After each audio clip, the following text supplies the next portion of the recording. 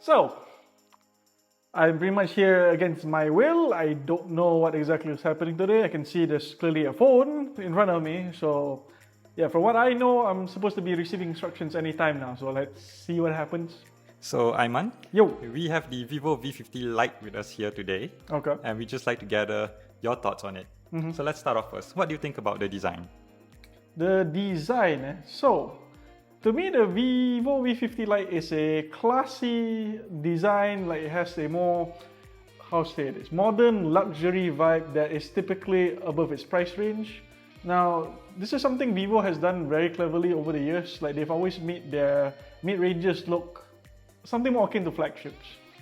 But let's say compared to like before, where the looks are more on the artistic fashionista side, I think this time they've really gone for the modern luxury.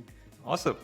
Now, the vivo V50 Lite comes with a 50MP Sony IMX882 main camera.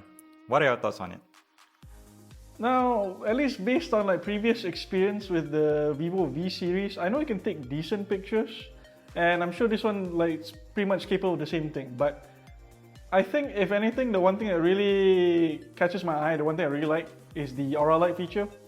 Now, it's not just the mere fact that it's a flash, but if you take the standard flash that you can find in any smartphone, it tends to make all the pictures look overexposed. But the way aura light diffuses the light well, it results in a more natural, more balanced look. So to me, that's what matters more.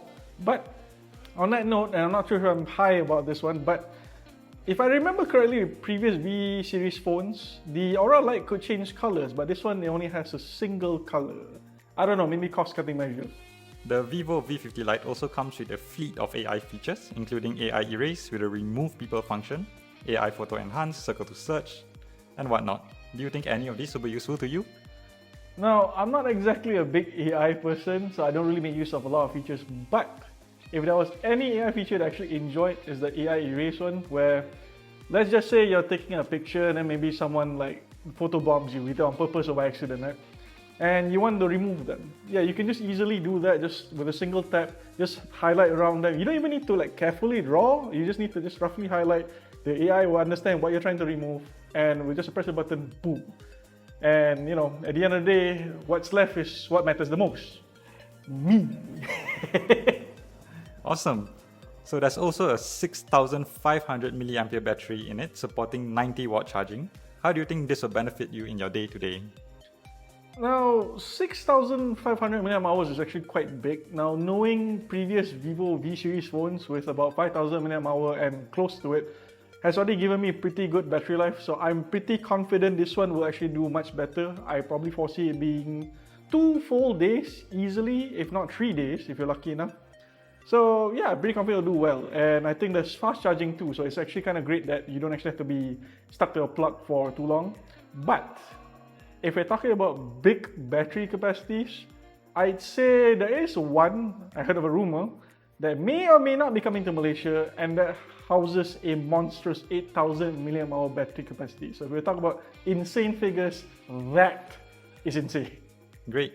The phone also ships with FunTouch OS 15 out of the box, with the promise of 5 years lag-free performance.